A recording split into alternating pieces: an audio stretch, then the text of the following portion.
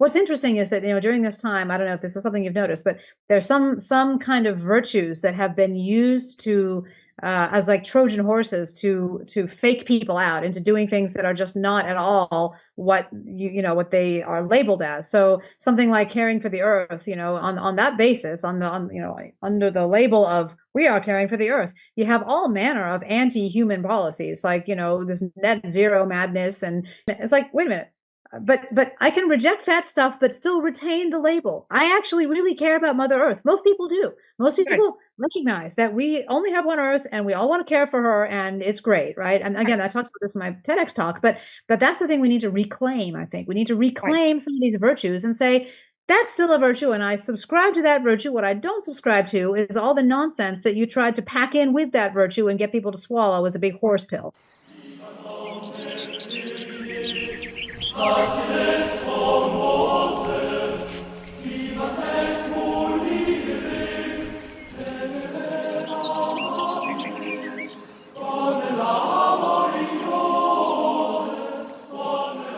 Professor Schippers, may I ask you some questions? Yes, of course. What do you want to know, Rico? I'm Michele Schippers. I have a podcast, Follow the Science, and today our guest is Gigi Foster, Professor Gigi Foster. And I would like to ask you to introduce yourself a little bit. Sure. Thanks for having me on, Michaela. So yeah, as Michaela said, I'm Gigi Foster. I work as a professor of economics here in Sydney, Australia, at the University of New South Wales in the School of Economics. And I've been in Australia for, gosh, over 20 years now. I came here right after my PhD that I did in the US. So I'm American born and educated.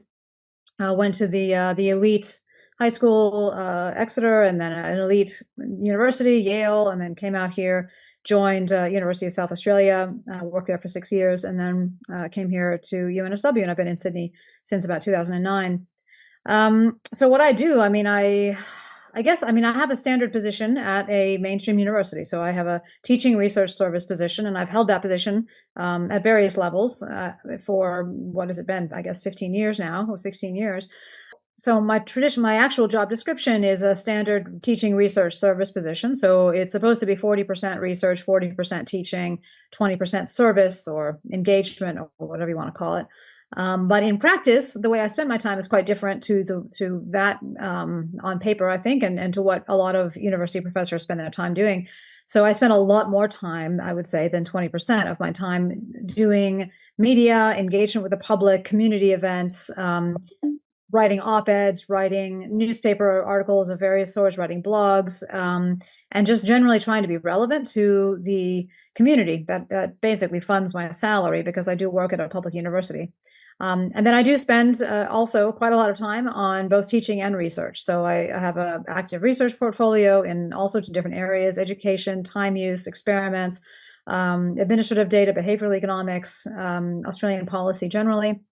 And also, of course, education. So I have a standard teaching load of 3 courses per year.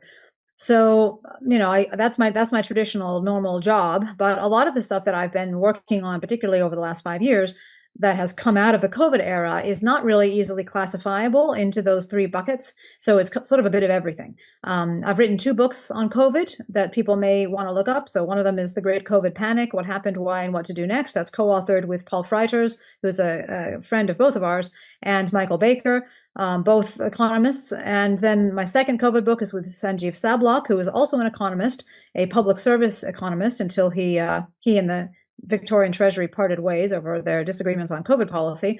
And that's called Do Lockdowns and Border Closures Serve the Greater Good? And it's a cost-benefit analysis of Australia's response to COVID.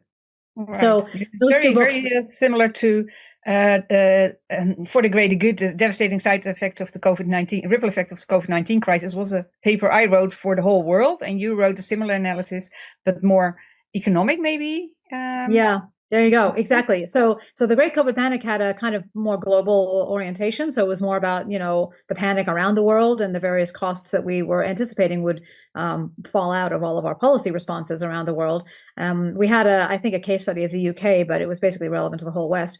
And then the second book was very much focused on Australia's response, but more the typical sort of style as well, which is cost-benefit analysis. What are the costs? What are the benefits of taking this particular intervention? And that's the bread and butter of economists around the world. So those two books are just illustrative of the kind of work that I've done during COVID. And I've also co-founded a think tank called Australians for Science and Freedom.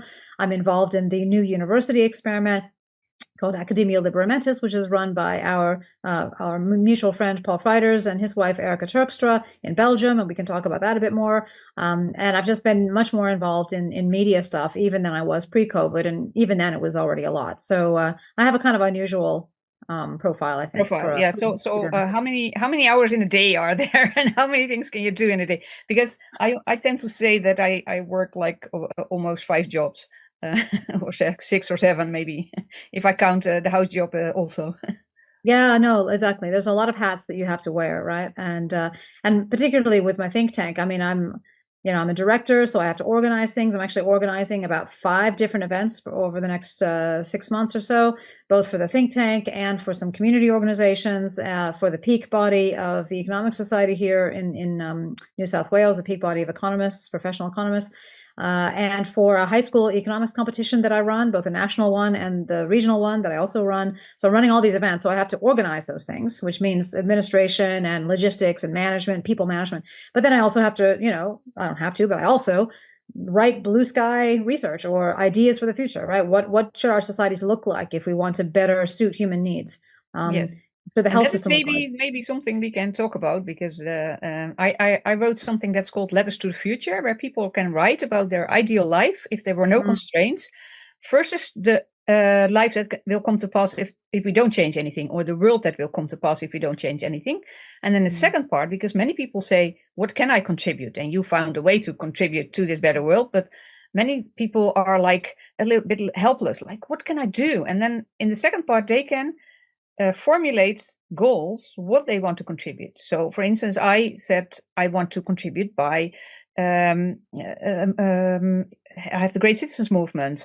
Follow the Science is something that helps, and also making sure people have better mental health, because that is really important. I think there is huge. A kind of traumatizing and re-traumatizing going on, like on a worldwide scale. That is on the basis of almost any problem, I think, that we create as humanity. Yeah, but that is my no, I totally agree. That's huge. My mother was a psychologist, so I have a lot of sympathy for psychological health and just that element of health and societal functioning generally. I think that sounds great. And we don't have enough of that. We don't have enough people in the world who are thinking about the future and creating space for people to dream about the future that they would like. And instead, we find ourselves spending our energy combating the people who are presently in power, who are never going to develop a new way, a new system, because they're benefiting from the current system and they're going to push that as far as they can. So, it is up to us, the people who don't like the current system in various ways, see its problems, to actually develop alternatives and blueprints. And so good on you for trying to encourage people to do that. Yes. Yeah. Well, if everybody would write one, it costs you only 2 hours or something like that. So if everybody would start spending 2 hours now to build a better world, at least to make a start with it, because people start somewhere and then they find out it's not the right way, and then they start somewhere else. It's like a job. Like I also develop life crafting intervention, where people write about their ideal life versus the life that will come to pass if they don't change anything. And then they go for years looking for the right job, and they can spend also 2 to 4 hours and maybe finding it in this way, because it's at least proven to increase study success. We haven't really proven yet that it helps people find the right job, but that's the kind of idea behind it. No, I think that's good. And it's also really encouraging people to reflect on themselves, their actual strengths and weaknesses and their actual preferences. And a lot of us just sort of automatically already have that as part of our cognition. Probably with a mom as a psychologist, I got that pretty early on, and sort of this is how you think, this is how you're supposed to approach the world and yourself and whatnot. But I think a lot of people don't ever really get somebody who says, hey, it's beneficial when you think about who you are and what you want to be, right? And so that kind of and really detailing that and getting people to feel like they have permission, I suppose, and space to really devote their effort to that, I think is important. Because today, people feel like they have no time, no attention span left. They have no energy. They're sapped in so many ways. And I think that's one of the reasons why we haven't seen more action in this direction of developing futures that we would prefer, or ways to help or whatever, people just feel overwhelmed. So I think just the creation of the space itself, for this life crafting, or more directed intentional living and intentional energy direction and focus, I think that's fabulous. Yeah. Yes, because what I see, and we also made a couple of films about that, is that people will follow somebody who will say this is the right direction, and they will follow this person, and then it can turn out to be a false prophet. But on the other hand, I always say it shouldn't be about one person, because there should be all these kind of pockets of, well, maybe resistance, but at least pockets of, I'm always saying I'm not against something, I want to be pro something. So I'm pro humanity. Because when there was the conflict between Israel and Palestine, and we have to choose sides, and I said, yeah, I will choose a side. I choose the side of humanity. And that is the only side I want to choose. Yep. No, I think that's exactly right. And that's very much motivated me in my endeavors as well. Is, I don't really identify with being right or left, or, in this party or that party or whatever. I'm not motivated by that sort of stuff. I'm not motivated by ideology for ideology's sake, or group adherence, group loyalty for the sake of the loyalty to the group, other than the group of our entire species, right? And the welfare of that species. That's the group I'm loyal to, and I see myself as loyal to, and I work for. And I think that's just, it's such an easy, simple motivator for me. It's so motivating, because you're basically, batting for everyone, right? You're working 100 hours a week to do that now. Yeah, but I mean, wouldn't that be a lot better than having no purpose in life? Like, I feel so lucky. I'm sure you do too. I feel so lucky to be living in this time and to have this kind of meaning and calling in your life, right? To be able to have the position and the strength and energy and youth still enough to be able to make a difference, and just, or at least try to make a difference, and have some hope of moving the dial a little bit, right? And you occasionally you get emails from people that are just the most unbelievably soft, sweet, grateful emails you've ever seen, right? And there's so many people who come out of, saying thank you so much for standing up for, Australia or whatever, and it's so motivating. So I feel very lucky. I mean, it's true, it's a lot of work, but what's life for? Yeah, I also feel sometimes a little bit strange, because in the beginning I was the first person being critical, or the first professor being critical openly in the Netherlands, I think, or one of the first. And then I got like, she's a hero, and like these overstatements that I thought, I shouldn't be a hero. Come on, that shouldn't be, it shouldn't have to take courage to say these things, because these are normal things to say. Is this good for humanity? Aren't we harming people? And if that is something I cannot even mention, then the society is going the wrong way. And that's why I ended up writing the paper, Societal Demise and Its Reversal. And it's interesting, because many people have read the paper now, and then they think, yeah, we are indeed in that phase of societal demise. So in the third phase, and I had 4 phases. So we're not that yet. And then nobody says, okay, but thank you for writing the reversal part. and that was a good part too. Yeah, no, I totally relate to all that you just said. I mean, it was exactly the same here. I think I was the first academic economist to come out really strongly against lockdowns. And I had a national radio show at the time in March 2020. And I just went on air saying we shouldn't have these lockdowns. We should aggressively protect the elderly and let everybody else go back to work. And I just didn't, I see such huge costs of the lockdowns and no proven benefit. And it was when I saw the expressions on my co-host's face and my producer's face that I realized something was rotten in Denmark. Right? There's something, we're not evaluating this policy the way we normally are supposed to evaluate policies. Right. It's like a religion. It's like a, totally. I've called it, I think I was also one of the first calling it the sect-like, behavior. Yeah, I think in the great COVID panic, we say COVID cults. We divide countries around the world into 3 groups, and one of them is the COVID cults, which is the extremists, the people, the countries that went really full belt on the restrictions of various sorts. So yeah, I recognize that totally. And I felt the same way. People come and say, you're a hero, you're so wonderful. And it's like, I'm not so wonderful. I'm just speaking common sense. The thing is, what was scarce during this time was common sense. That's it. It wasn't expertise that was scarce. You could buy an expert, a dime a dozen, and you could buy a talking head and you could buy a politician, you could buy anything. What you couldn't buy was common sense that would plain talk to you about what was really happening. And so that turned out to be, something that I didn't need to, I mean, maybe it was my education. I don't think it was, though. I think it wasn't anything about what I learned in college or in grad school that helped me speak common sense. It was actually being a lonely child who had to come up with some defenses against never being included in the popular girls groups. I don't know about you, Michaela, but I was always like the nerdy, teacher's pet. Nobody really wanted to talk to me. And so I developed this way of dealing with that rejection, which was to look at the other girls kind of like through a microscope. Well, why are you doing that? I wonder why that behavior is happening. Why would she say that? Right.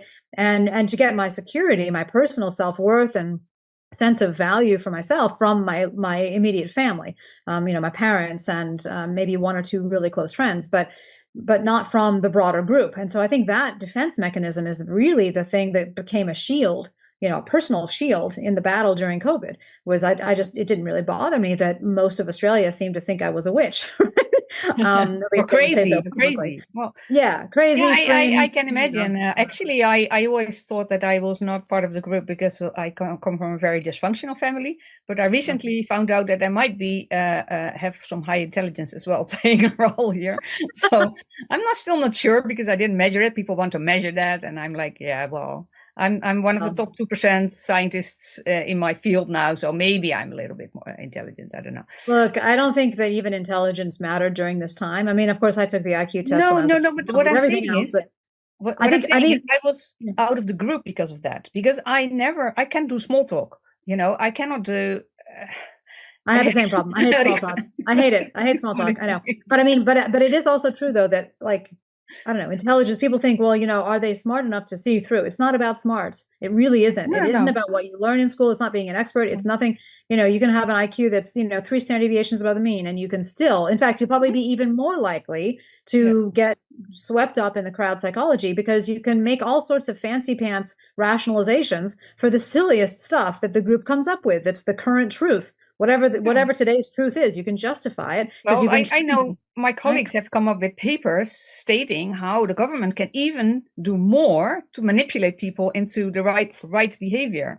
And I was so shocked. It's horrible. It's horrible what the training gets turned to doing, right?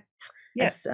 It's really creepy, actually. So yeah, no, we haven't healed from this in Australia. I don't know about you guys over there, but we are very, very far from restoring. I think Australia was even worse than the Netherlands because there was some kind of leeway here. But I've seen like what's happened in Australia and people getting arrested for not wearing a mouth mask and all these kind of things.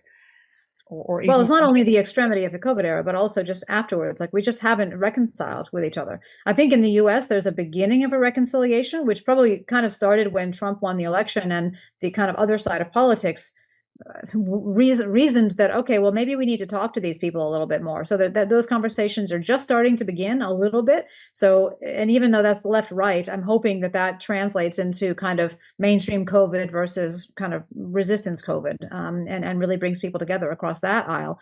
But here in Australia, we don't have anything like that. Basically, people are trying to forget that it ever happened. Yes, that's the main. That's also in the States, and that's also here. Actually, I think that's also a worldwide phenomenon because we want to leave it behind. But shouldn't we learn from it? It isn't behind us in any measure.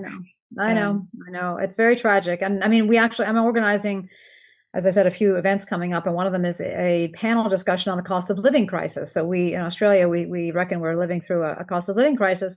And of course, one of the reasons is because we had this huge cash splash during the COVID era, huge fiscal expenditures, government writing checks on all sorts of things, taking out debt to finance it. And so now we have, we have basically created inflationary conditions. So now we have these rising prices, and we've gotten inflation reasonably under control, but it really wasn't for a little while. And even now it's marginal, whether it's fully under control. And then, we just basically don't want to talk about that. We don't want to talk about the role of the government in creating the economic problems that we have, and not just inflation, but also the productivity problems we have and the kind of motivational issues that may be partly contributing to that. The health problems we have, we have tens of thousands of excess deaths since mid-2021. Nobody wants to talk about that and the contribution that might have to, the cost of living, because healthcare costs are going up. We have more people who need to be cared for. And so I'm hoping maybe against hope, that this panel that I'm organizing will actually start to get into some of the structural problems there, rather than just saying, oh, it's because Russia invaded Ukraine and that's why everything is so expensive, or whatever, right? Which is typically and that's the why we kind of have thing. excess mortality, because people are scared to death for this. That's it.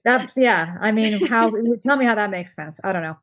So yeah. Well, this morning, just before we had this meeting, I heard the bells of the clock tower in my town of the church, and I asked the figure if he had seen more people die, and he said, "Yeah, don't talk about, don't ask me about it, because it's a lot."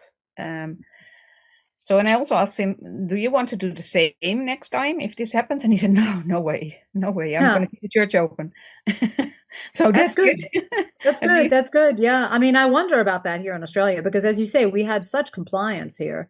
And the politicians who delivered the really strong, strict restrictions were returned to office in landslide victories, across the country, in Victoria, in Queensland, in Western Australia. I mean, it was nuts, Dan Andrews, whose name you may know from Victoria, he locked Melbourne down for a longer time and with harsher restrictions than I think any place else in the world, even though we had a dribble of cases relative to. No, I've read all of it, because during the COVID situation, and not many people know about this, I think. Yeah. Well, it was very well known in Australia, but probably not so much outside of it.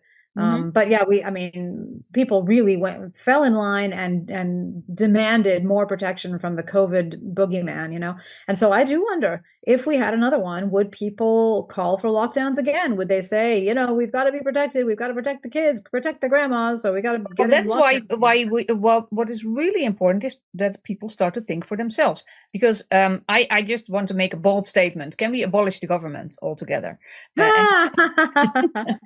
Well, I certainly think that, during COVID, the higher levels of government didn't really help. And in general, they harmed our ability, our actual health, right? So if you're going for health and you have something called a Department of Health, which says, on the label that it's supposed to be pro-health, and yet the actions that it takes are damaging health, then, I think there's a good argument to abolish that thing, or at least to look for how to perform the functions that it says it is performing at a lower level of aggregation. And that's for me the biggest lesson from COVID, is so much of what makes life good is created and sustained and nurtured at the local level, not at the state level, the national level, or certainly the international level, right? And we've just completely basically had seen a disintegration of the local community in favor of stronger and stronger higher levels of government or organization. Well, disintegration of everything, even of families. Disintegration of families. So at every level we saw, and that is one of the things that I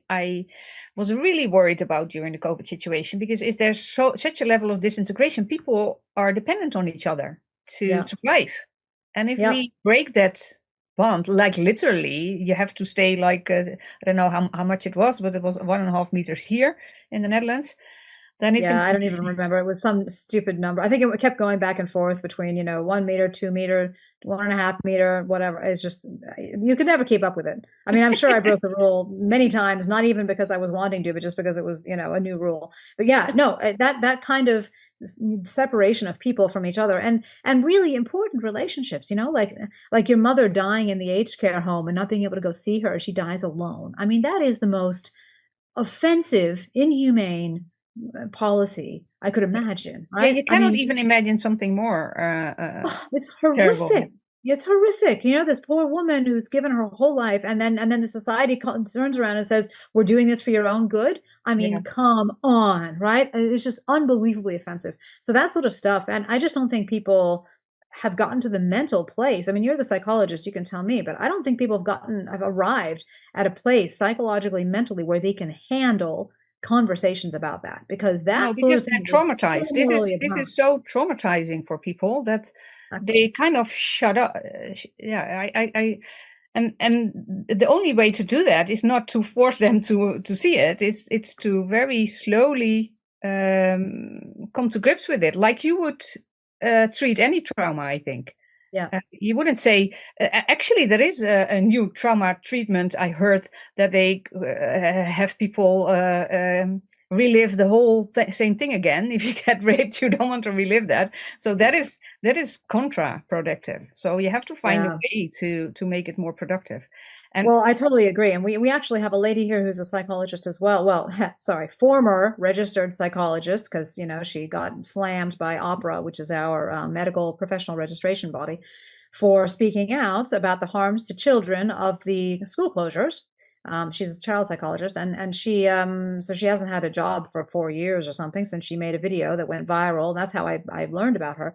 Anyway, we were just up, my husband and I were just up to visit her in the Blue Mountains region of New South Wales, which is close to here to Sydney, basically to try to elicit from her exactly what you're saying, sort of deep knowledge based on her experience about how can you optimally reach somebody who is still captured, you know, with various different kinds of narratives that are misleading or damaging, and psychologically blocked from really being able to open up, but is maybe just questioning a little bit, you know, wondering, I wonder, you know, could it be that maybe there are some really bad side effects of these shots for at least some populations, and maybe we shouldn't have had them, you know, shouldn't be giving you them. have to be it very, very softly and small. Softly, very, very right? small, and then let them decide how far it goes. Because exactly, and that's I made so a mistake difficult as well in the beginning to push it too hard on people. Yes, yes. It's so difficult. I mean, so many people in the resistance or restoration movement, whatever you want to call it here, are so angry and so annoyed, so,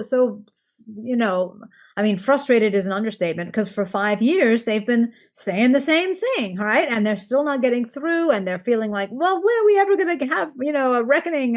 And so when they encounter somebody who is, you know, kind of wavering, their first instinct is, right. Okay, so let me tell you all about the reality of the situation, right? 1, 2, 3, 4, 5, 6, and the audience is going to be like, and then the next step is that there wasn't any moon landing, so then they're lost, and the Earth is flat. So that's so true. I know, it's so true. That's another problem, of course, is that, you know, these people running off in crazy rabbit holes and just, you know, or thinking the whole thing is this massive conspiracy, and they all wanted us to die originally, right? And it's like, yeah, but there are extremes on both sides. That's the problem also, and they're traumatized on both sides. So trauma is really something that needs to be mended, and that is so I'm trying to look for high level or scalable interventions that can at least help a little bit. That would be great. Yeah, so what I did, I started, I had a course, it's called Positive Psychology for Coaching and Career Success, and I give the interventions to my students not to cure them, but to the intention is to let them know the interventions, and they have to write a reflection report on that, and they have to try to see how they can implement it in organizations. And then if I read the reflection report, it's like the smallest one is a gratefulness, so a gratefulness diary. And that is only taking the focus off from the negative things to some more positive. So write 3 things that you're grateful for in the day, a little bit longer idea behind it. But then I found out that every student, like 98% of the students, write that they had a positive effect of that only one intervention. And I had 5. I had I had life crafting, I had letters to the future, I have gratefulness, but also the overview effect that you see the Earth from space. And a gratefulness letter that was also really emotional to read. How they write a letter to their mother or sister or brother or friend, and then they read. I nudge them to read it. They don't have to. They have to write it, but they don't have to read it to the other person. But most people did. And then they read it to this person, and it got so emotional reaction that I sometimes had tears in my eyes reading only the reflection. Oh, that's lovely. Isn't that lovely? And you're also then bringing people together who, again, like we were talking about, there's so much degradation of the strength of families and communities now, that when you can actually highlight how important we are to each other, you know, it can really bring people closer. And if the divide is really big, I've noticed, then it doesn't work. So a friend of mine, she tried it with her brother and another brother who she was estranged from during the COVID situation, and it did work for the brother she was a little bit close to, but the other one, it doesn't work. So it doesn't work if the divide is really big. Then you have to make maybe smaller steps to try to, or maybe it will never happen. I don't know how to do that. but I also found out there was also one that was random acts of kindness. And so I think 50% of my students, and that's in Rotterdam, they went on the street and did something for somebody who was living on the street. So that was really nice. Nice. That's lovely. Look, I mean, if you can get these sorts of interventions sort of packaged and put on the web somewhere, and so people can take them, customize them. I already did that, because in 2020 I thought people are being, so with my own money, I put that online, and it's called ikigaiTV.nl. And so there are 5 interventions there, and I want to make this a bit bigger and also make sure that there are courses being given like this. Yeah. Because if more people, I think it's great. Are they translated into English? Yes, of course. Okay, great. So I'll make sure that I look them up. I mean, I saw your website obviously before coming on, and I thought it was great. But I didn't say those particular tools. But that's exactly the sort of thing that, you know, I think we really, really need, and we need to be pressing out to people in the community, because there's no capacity for registered psychologists to manage all of the trauma that is now present in our society, right? It's just too small of a profession, right? It has to be done more at the coalface, just by amateurs, essentially, people in the same family who love each other, and they're motivated to, you know, repair the bonds that were damaged during COVID. So I think this kind of stuff would be great for that, and I'm happy to try to push that out with, you know, ASF and the other networks I've got here. Yes. Yeah. Did you also start your own educational community, or? So, well, yes. I mean, in the sense that I'm sort of heavily involved in the Academia Liberamentis adventure, which is this higher education experiment that's happening in Belgium. So this was our friend Paul Freiders and his wife Erica, who bought this castle in the Ardennes. I know. Region. I spoke with them. Yes. And I mean, I think you visited the castle too. Anyway, my whole family has visited the castle. We were there in August last year. And funnily enough, actually, my daughter is now engaged to their son, believe it or not. They met in August last year, and they've been together ever since. It was a very, very nice, immediate thing, and they're just really drawn to each other. So now they're probably planning a wedding at the castle in April. My son will probably be playing the piano. He's a musician and an astrophysicist on the side, but yeah, mainly I was just talking. I just wanted to talk about a wedding, and then you know, this is so romantic. It's already it's incredibly romantic. And I mean, this is another thing that I think is a really positive outgrowth of this higher education experiment, is we are doing on campus, in-person education, and bringing together young people who, again, because of the modern culture, just don't have the opportunity to meet each other in the ways that we used to in our generation, right? I mean, there used to be, you know, school dances, maybe every 3 or 4 weeks. There'd be block parties, you know, you'd run around with the kids outside. I mean, even those of us who were not very popular, we'd still go to the block parties, we'd go to the dances, and we'd stand against the wall and drink our Cokes or whatever, but at least we'd be there. We'd be available to meet people, right? And I finally had friends when I went to college. There we go. The first time you find your tribe, right? Yeah, you find your tribe eventually, right? I didn't really find my tribe. I'm not even sure I ever found my tribe before COVID, but now I feel like I have, probably since COVID. But yeah, I mean, that sort of opportunity to meet like-minded or people who are just interested in thinking freely, you know, and open and motivated to learn. That's a magical thing. So we've actually had multiple couples that have formed at the castle. Cool. And this will be the first wedding, but you know, lots of other opportunities. So I mean, I really like this experiment. I think it's the most radical in the world at the moment in the higher education. Yeah, and on the other hand, I sometimes think we have this whole structure of academia.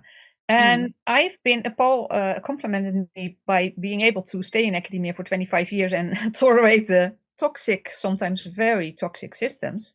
Yeah. I don't tolerate it, but the thing is, there's no choice in a sense. Well, I mean, I could quit my job, but then I would be giving up a well-paying position in which I'm essentially able to research what I want, teach what I want, do what I want, when I want, from wherever I want. That's kind of a good deal, right? So it's hard for me to walk away from that. And I enjoy being able to reach large cohorts of young people. I mean, I teach hundreds of kids a year.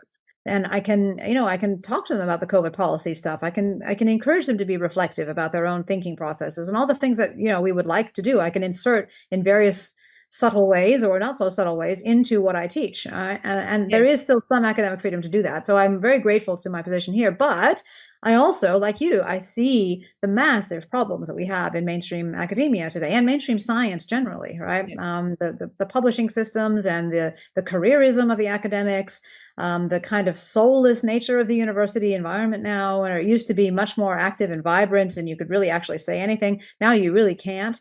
There are just some complete no-go zones. The universities take political positions all the time. I mean, there are people in my department who don't talk to me anymore because of my stance on COVID. I mean, that's just, pretty standard. So I kind of am trying to bridge, have a Is that foot in both still the camps, I case? guess. They still, because Yeah. honestly, yes, most people started talking to me again after COVID situation had Yeah, ended. I would say most Like people. nothing had happened actually. That's a bit Yeah, strange because they yeah. have said things like that I was a total complot fool type Yep. of person, and then afterwards they never mention it again. Yeah, yeah. So I haven't had people who directly insulted me talking to me again, but I have had, people who kind of ignored me for a while or kind of, gave me funny looks during COVID who now talk to me again, like you say. And I was called all sorts of things, granny killer, neoliberal, Trump cannot, death cult warrior, all these things. Actually, I talk about it in this TEDx talk that I think I mentioned. I just recently, well, I gave the TEDx talk in October last year, but TEDx never published it. And so Right, right. That was Brownstone actually the Institute very reason why kindly. I That's it. come to you. That's right. Well, you contacted me. Yeah, yeah. Yeah. So I talk all about, that experience a bit in that talk. And it actually now has enough views to be comparable to non-banned TEDx talks. So I can't be too upset about that, I guess. But yeah, there's definitely a sense that I don't know, it's sort of just all been a mirage, or we've sort of, landed back on Earth from a brief hiatus someplace else, and people just don't really want to talk about it directly anymore. So yeah, that's in the current university environment. So I am hankering for a university environment that actually tries to rejuvenate and resuscitate what universities used to be like. And so that's what they're really trying to do at the castle. In-person, reflective, integrated learning, not just siloed. So, the social science education is integrated with the health science education. There's also aesthetics, music and dance and drama and painting and things like this that happen.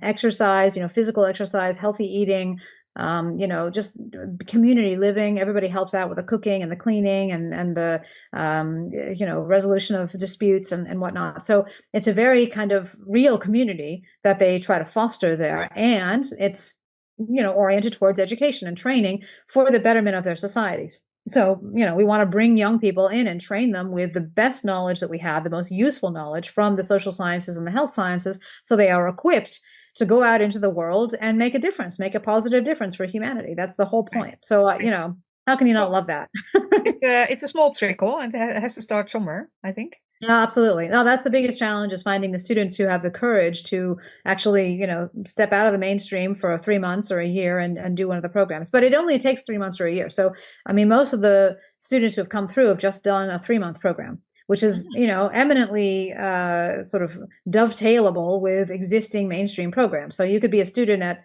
a mainstream university in Europe or the US or Australia, and you just take off 3 months, which is one term or the summer vacation or whatever, to go to the castle and do that program for 3 months, and then, return back to your home institution or graduate, or you could even do that between high school and college, right?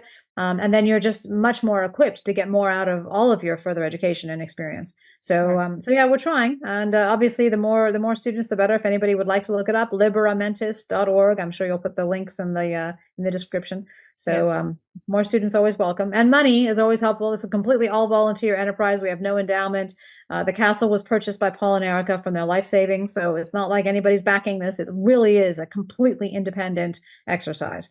And for that reason, it's it's hard to find a couple pennies to rub together, but we're trying our best. Yeah, yeah. Well, that's I've also noticed that these kind of initiatives are funded with personal money, and I even put in a couple of thousand per year myself in Great Citizens Movement. Well, Follow the Science. Rico is investing much more than I am. And ikigaitv.nl, I put it online with my own money, and I have to keep it that way. No, exactly. And I think that's very common. Here in Australia, we've got several, sort of privately funded places that sprung up. One of them is the think tank that I co-founded, Australians for Science and Freedom. I think I've put, I don't even know, probably $10,000 or $12,000 into that thing over the years.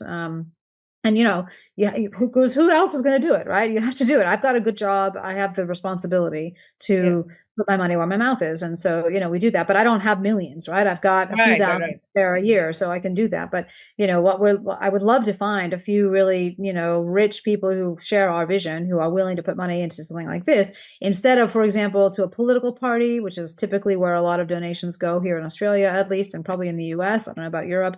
Or, into some other cause like, cure cancer for children or something, which is fine. But, money's been flowing into that for a long time. And we kind of have a really interesting and unique opportunity now after the COVID crisis, when people, have this motivation to try to rebuild and think about new ways to, set up our society to really make some traction and make some progress on dimensions that we haven't thought about for a long time. So I think there's just a really interesting and unique opportunity right now. So I'd love to see some more people jump aboard that. Right, that would be great. What I see in the Netherlands also, that people invest their money in when people have like a kind of a news type program or these kind of things. But in things like let's make the world a better place, we don't know. So, well, I mean, I want that too, right? I mean, that's kind of what we're both about, right? Making the world a better but then in a scientific way that this is, there is some merit in this, and it's already most of it is proven. I'm writing now 2 papers on Letters to the Future, and one is also a combination of overview effect, Letters to the Futures, and I'm going to talk about the SDGs. So some people will scold me for it probably, but what I'm saying in the paper, if you read the paper, is that we are not on track in these SDGs. It's even worse because since 2020, the beginning of 2020, in 22, the hunger had doubled in the world. And quadrupled in South Africa, in West Africa. So we, instead of zero hunger, we had doubled hunger and quadrupled it in some parts in the world. No, totally. I mean, the catastrophic effects in the developing world are not even, not even on the radar of most people in the developed countries, including Australia. And I don't think they take any responsibility for it. I don't think they connect the actions that were taken by governments in the West with extra death and destruction in the developing world. But this is just true, right? Well, it's basically pretty simple in the sense that we shut down a lot of the how do you say, the lines in the world where, the boats and everything. And so if the food doesn't reach the people who need it, there were 100 million people dependent on the World Food Program. And if they don't get food anymore, they die because they're That's it. As simple as that. As simple as that. And also, if the West isn't importing as much, isn't trading as much with other countries, then there are fewer economic opportunities for people in those countries to have jobs and whatnot. So there's direct trade related things, there's aid related things, and there's just disruption generally, uncertainty. Uncertainty is a horrible thing, right? It's a horrible thing for development. And why would you invest in something if you have no idea if you ever? And the thing is, I think there was I had a paper with Johnny Unides and Ari Joffa on the inequalities that had risen a lot, and it was about 45, I think almost $50 trillion that were taken away from the middle class and lower classes, and kind of one-on-one given a couple of trillion to the upper class, like the 1% richest people, which is like the Jeff Bezos in the world. If you close the store here, then people start to order online. So Jeff Bezos is going to get rich, and they are going to go bankrupt. Totally. No, I mean, the redistributional effects as well. You're absolutely right. And redistributional, not just in terms of income level, but also generationally. There was a huge transfer of well-being from the elderly and the young to the middle-aged groups during COVID. And the middle-aged ones, of course, were the ones making the policies, generally speaking. And most of them had nice, cushy jobs that they could work from home on a laptop, right? And have their hybrid meetings and all this sort of stuff. So, I mean, the redistributional stuff, the regressive stuff, and it's just absolutely horrific. And I think I've said this before. I think there's 20 years easily worth of PhD theses, honors thesis material, master's thesis material on the impact of COVID, what happened during COVID and what its effects were. And people are not even looking there there's a sprinkle of people who are seriously looking at this, but it's basically an open field. It's the most important thing to look at, because when inequalities rise to a certain level, society collapses. It's like one of the main markers of societal collapse. Totally. Yeah, no, I'm sure you've probably read Piketty's book about, capital in the 21st century and all that. I give that to my kids to. There's actually a documentary film made by of that book, so that's easier to read or watch the film than read the book. But yeah, I mean exactly that, and I think there's a lot of opportunity that is just being missed because of these psychological factors. People are still going la la la la la. That didn't really happen, and so they're not taking. That's what I did too. Actually, I did this literally, but then for the politicians, what they were saying. That's right. Oh, here comes the morning show on how many COVID cases we have. La la la la la. Exactly. And literally with my sister, when I was calling with her, I was doing this. Funny things we did during COVID. So maybe we can exchange a story on this just for entertainment and a little bit of comic relief. So one of the funny things I did during COVID, when the mask mandate was introduced in New South Wales, that we said you had to wear masks when you were grocery shopping, I immediately ordered a family 4-pack of Guy Fawkes costume masks, and then I would wear that for my grocery shopping. And when I wasn't grocery shopping, when I was traveling on a plane or outside, I would wear a pair of my thong underwear on my face. And funnily enough, you can experiment with this at home. Take a pair of women's thong underwear and just put a little safety pin under the chin, and you can make it look exactly like a homemade cloth mask. I only had like 2 people during the whole period say to me, "You've got underwear on your face," or "Is that really a mask?" or something like that. Mostly people just wanted to see something on your face. So if they saw it, it was like, tick box, this person has complied. That's basically it. I know. I had one. I was, I really needed an exemption actually. But my doctor wasn't going to give me one. So I had to go to a psychiatrist that I am, yeah. That was kind of weird, right? And I said, well, if you can't give it, then somebody else in the practice can give it. No, they won't do it either. Jeez. That's ridiculous. I mean, it's just the whole way that went. Getting the vaccine exemptions as well. I mean, for my son particularly, I was very concerned because he's a young man, and he's exactly the type that would be most at risk of this myocarditis. And that was coming out very early. And so, but we managed to get a very kind on-site doctor here to do that. But then that doctor's practice was later raided for all of his medical records, and he was, hauled over the coals by OPRA, again, that same body I mentioned earlier, the medical practitioner registration body. A lot of people here are very upset with OPRA, but it's unclear how that's going to, what's going to happen exactly. Because that body is enshrined into law statutorily. The medical board must use OPRA as their financial and administrative support body. So we have some serious legal knots to unpack and unpick before we can really get a better institution going in the health space here.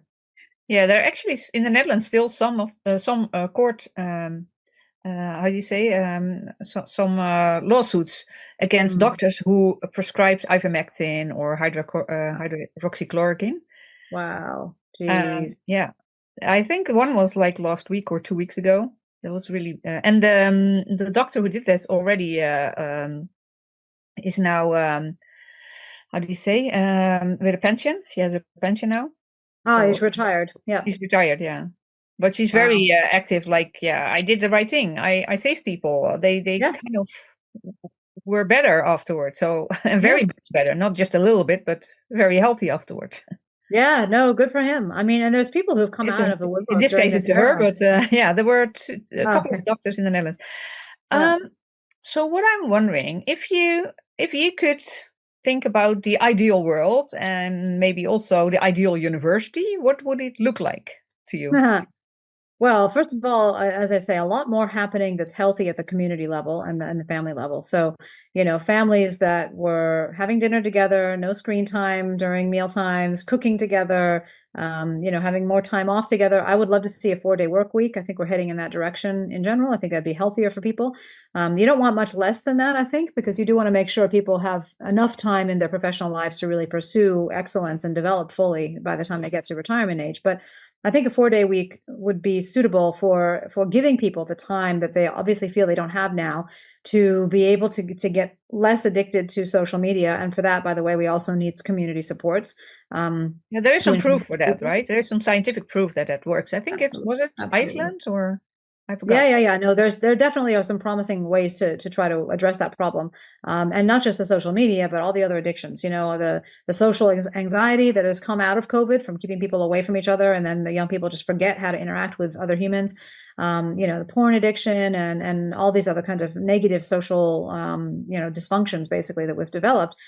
there's the way around that, a way to address that is at the community level with one-on-one support. And again, we don't have enough psychologists to manage it, so it has to be empowerment at the community level to help each other and a permission to help each other. So, you going to your next door neighbor and saying, hey, I've noticed that you don't really come out very much. How about we go for a walk every other day or something? That's help, and that should be allowed and encouraged rather than seen as an intrusion and, something that is unwanted. Is that not allowed in Australia? It's not that it's not allowed. It's just that it would be thought of as extremely weird, like creepy. Hey, what are you doing? Really? Yeah, this is not. Yeah. Oh, yes. If you don't, I did this actually during COVID time with people, because some people were really getting unhealthy, and I just went by, friends, of course, and people I knew.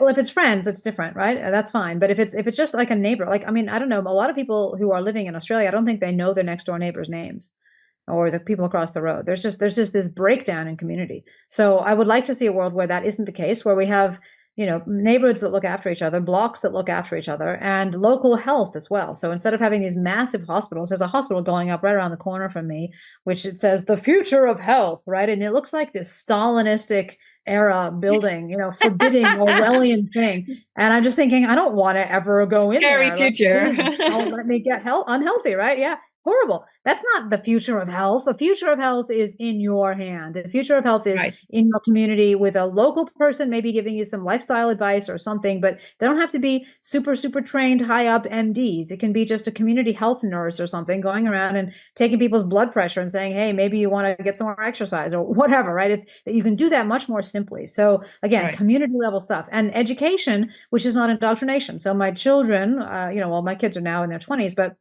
grandchildren, maybe more, again, community-based schooling. So, you have certainly the desire to prepare children to be able to be effective citizens and effective workers in the world, but also happy people.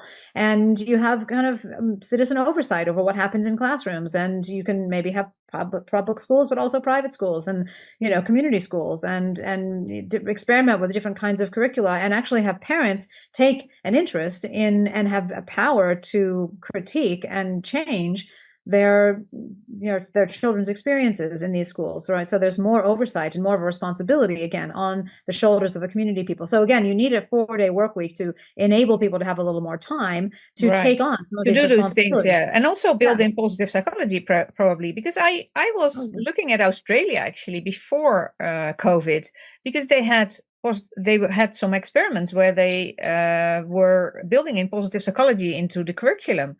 I don't know what happened with that, if that's still the case, but I've seen that, and I'm not sure whether that was before COVID that I saw those experiments. Actually, Tony Beaton was looking at those. I don't actually haven't heard about them since COVID. They may have abandoned them, ironically. So one time you really, mostly you really need it now because the mental health has dropped so severely, and also the suicidal thoughts. Suicidal ideation. Yep. Yeah, that's risen like dramatically. I know, it's horrific. And again, the answer is community and getting people to be together instead of escaping online. It allows them to see that they can get much bigger and deeper and stronger and more sustained rewards, internal rewards, by connecting with other human beings. And I mean, the good thing about being at the nadir, the worst possible point, is that everything then looks great. So if you can just get a young person to have one really positive experience, go on a date where they get to, hold hands with somebody and actually talk seriously and meaningfully and openly about their thoughts and feelings and hopes for the future, and they don't get let down by this person, they're accepted and heard, and then they go home and they'll feel wonderful about that for a week afterwards because they don't have it anymore, right? It's like this wonderful scarce thing. So I try to see it as an opportunity. I'd like to see dances every week or every fortnight in communities to bring together young and old, and just be together and have music and laughter, and maybe everybody brings a plate, it's like a potluck or something. Again, we used to do some of these things in the West. We sort of knew how to do this, and we've just sort of lost the sense that that's a responsibility that we have to continue those kinds of traditions. But it's incredibly important to keep those communities alive and vibrant, because that is how we stop the abuse of power at the higher and higher levels, which we saw during COVID. So that's got to be the answer. And of course, obviously, there's things I would ideally completely get rid of, like, the WHO. I don't think we really need that anymore. I think you're right. Some of the departments we don't really need, right? Why do we need them? Some departments we probably need national defense. I think we probably need that. We probably need a few bits and pieces of like food regulation and stuff like that. So there are a few that I think are useful. But the government, I think, is just at at least in Australia and probably most of the West, it's kind of gotten to this side of the pendulum where there's way too much of it and it's way too inefficient. We need to bring it back in that direction. Not ideologically, not because small government is always good, but just because we're way out here and we got to bring it back this way. And I'd have more music. I'd have more exercise. Group stuff going on. I'd have just more sort of communication with young people and old people. Getting them across the generations to talk to each other and try to help the young people discover how they can best contribute to the world. Well, also we know that bringing very young people to very old people is beneficial for both. Of course, it is. Building a nursery next to an elderly home is already exactly a simple idea. You read my mind. I've literally said that. And I remember when my son was home for, what was it, high school? I think in high school, he used to go to aged care homes and just play the piano for them, whatever. And they used to pay him $25 a pop or something, but it was so great, and he would have these wonderful conversations with these really older people. And you could tell they have a lot of wisdom to share and they're happy to share it. Exactly. And it was great performance experience for him. And it's very, maturing for a young person to see these old people who have been through, huge amounts of experience, and they feel very humbled by that. So it's, it's all good. So yeah, all that stuff. These are I say these are win-win-win situations. It's not even win-win. It's win-win-win. Everybody wins. I totally agree. Everybody wins. Totally agree. Yep. So yeah, all of those things. And, obviously, more emphasis on clean food and water and sort of I've changed my diet since 2020. I've learned so much. Oh yeah, exactly. I think we all have. Because we've dug into we're like, I always thought that was a bit fishy, but let me look into this. Oh yeah, the tap water here is pretty nasty. Okay, I probably should get a filter, that sort of thing, right? I think people have just discovered these things. So, and I think you're seeing that with the Kennedy stuff in the US, and I think there's just some sensible stuff to do. Not the crazy, and again, most truth is in the middle somewhere. So you don't want the crazy, I'm going to spend my whole day trying to have perfectly pure food and water. No, right? But that's also not good, because then your body isn't used to anything anymore. If you go to a restaurant, you get sick right away if you do that. That's it. So you need just the right amount of challenge. And this is one of the 100 anchors of the Academia Liber Mentis program, in fact, this concept that there's kind of a Goldilocks zone for many things. Right. And that's the case for challenge to your immune system and challenge to your... That's why I eat crisps every day. I say I need a little bit of poison also. That's it. You do. That's the whole basis of homeopathy, actually. That's my excuse, because I like it. Fair enough. Yeah, so I think we can definitely make a better world, but it does take a lot more people to be committed to the cause, and I do think this is probably going to be something we're working for the rest of our lives, Michaela, I'm afraid to say. But on the other hand, there's worse ways to spend a life. Yeah, well, what I usually do, I have written a new Declaration of Independence. Get the smaller one. This one is smaller. And I usually hand it out to people, but it's a bit difficult now, so I'm going to show it to you. Okay, it's a bit fuzzy. Oh yeah, I see it. And it's because so it's the Great Citizens Declaration. Yeah. Okay. Oh, here. If I put it here, it's better. You see? Yeah. Oh, no, it's fuzzy. I can't quite read it, but I can see it's not fuzzy anymore. Yep. No, I'm gonna send it to you online. But usually I hand it to people nowadays. But yeah, it's just I can read it if you want. But we sit it. Sorry. Sure. It's very short one, because basically it's like 12 pages or something, and it's like the new Declaration of Independence that I thought we should have. And in the Declaration of Independence is basically based on the Akte van Verlatingen. It's a Dutch independence statement, which was written after the 80-year war with the Spanish. And so there was, and the Declaration of Independence of the United States is based on that Declaration of Independence, and my Declaration of Independence is a little bit based on that one again. But then for this time, for a new time, and it's interesting because I was visiting John Ioannidis in the United States for my sabbatical last year, and then I was going by train everywhere because I didn't want to rent a car. So I was going to train to the university. And then I was talking to a person, and we really had a nice conversation. And I said, "Well, I wrote a new Declaration of Independence." He said, "Oh, great! And, can you show it to me?" And I said, "Yeah, here it is." And he said, "Well, I'll sign it because people can sign it." And I said, "Well, don't you want to read it first?" And he said, "No, I don't need to read it." I was like, "Yeah, you should." That's awesome. And actually, I had like 4 or 5 people doing that. That's great. That's great. Yeah, no, look, the US has a real spirit in that regard. And the fact that you would have used their kind of thing as a model, I think they'd be particularly chuffed about that. So yeah, why don't you read the preamble or whatever's on that page? Right. We, citizens of the world, therefore solemnly publish and declare that we are free from coercive measures that are evidently not in our best interest. We declare that we are capable of making our own decisions in all areas of life, respecting all life on Earth as well as respecting the Earth itself. We will do everything in our power to make sure we pursue happiness, but will also make sure that this will not be at the cost of other people's happiness and or will harm the Earth or living beings in any way. Okay, that's going to be hard for the carnivores in the world, but yeah, I like the spirit. I mean, it sort of sounds a bit Janist to me, that last part. But I do think, yes. I mean, the concept. What's interesting is that during this time, I don't know if this is something you've noticed, but there's some kind of virtues that have been used to as like Trojan horses to fake people out into doing things that are just not at all what what they are labeled as. So something like caring for the earth, on that basis, under the label of we are caring for the earth, you have all manner of anti-human policies, like this net zero madness, and everybody who drives a car is hurting the earth because you're polluting, and CO2 is bad, and all this sort of stuff. Right. And it's like, wait a minute.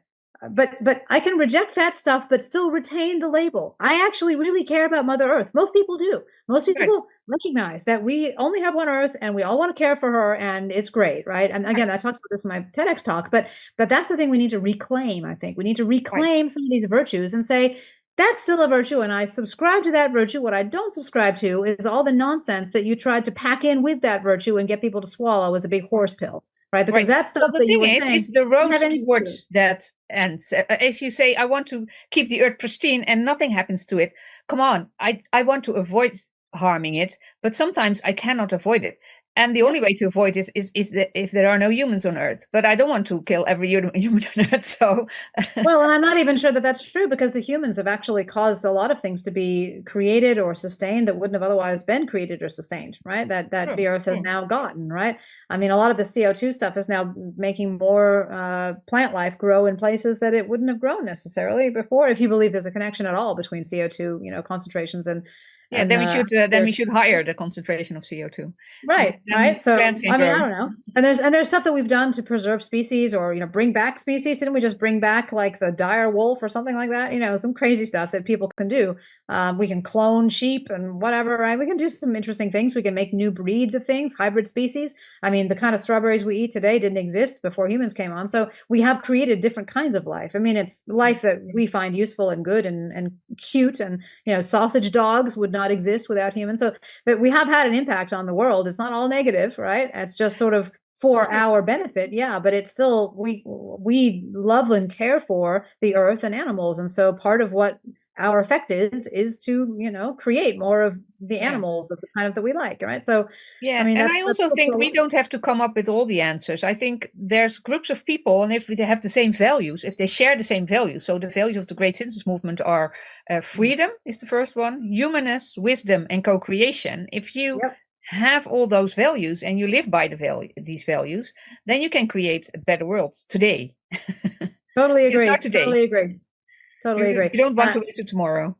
Yeah, no, I mean, it's got to be us. It's got to be us who does it. And we have to be able to work with people who have different beliefs. This is the other thing, right? Like, there's so much diversity of belief in the restoration movement, and just more broadly in ALM and ASF, right? I mean, my own husband has completely different beliefs than I do in the religious space, but we make it work, because what matters is your practical actions in the real world. And everybody has beliefs. You can believe that there's blue monkeys dancing on the ceiling. I don't really care, as long as what you are doing in the world practically with your fellow man and for the future is something positive, pro-social, pro-human. And so that's Right. that's the And then I can core. still respect your belief in blue monkeys on the ceiling. Absolutely, whatever. I respect his. There's no harm in believing that. That's exactly, who cares? Not hurting anybody. Exactly right. And it's motivating. Some people really find that motivating. Oh, the blue monkey loves me. Okay, great. That's wonderful. I'm glad that you think you have this great relationship with the blue monkey. It's like, it just doesn't matter from my perspective. I mean, I know there are people, there are, sects or cults. In fact, that's often how you can tell a cult. So they're like, you must believe X, right? And it's but that is exactly, I can see your face change if you do that, and you have the finger, that's dogma. And so that is imposing your rules on somebody else. And as long as you are bypassing the free will. And I think the very basic thing of humanity is free will. We have a free will, and you cannot just bypass it.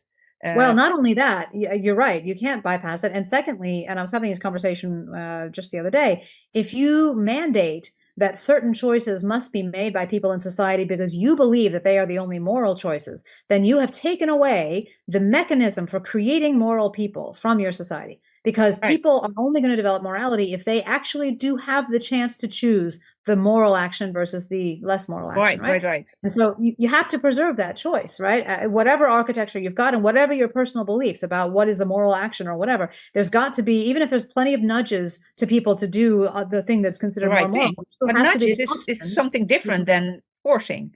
So you have enforcing things and nudging people into, and you can also nudge people in the wrong direction, but still they have to be aware that they still have a choice. No, totally. And I mean, you can say, well, there's a few exceptions, and there are. I mean, murder, probably, rape, probably, right? There's a couple of really nasty ones. Yeah, but the thing is, then I'm coming back to, I've been teaching Semco in the classroom. I don't know if you know the company. Ricardo Sempler had to become the new leader of Semco, which is a very big company in Brazil, and he wanted to have direct democracy in that company. Oh, yeah. And so he did that, but not step by step. So slowly he transformed the company into a very democratic one. But then he stopped being the CEO because he said, I didn't make any decisions in the last 10 years. So great, I'm not a CEO anymore here. I'm going to do something else. So what he did was he went to classrooms and he talked to very young people. And he said, okay, the 5-year-old, what are the rules? Well, we're not going to hurt each other. We're not going to bite, hit, or say nasty things. So they made the rules themselves. But these were very, and not murder the other kid. Yep. No, exactly. Very simple things.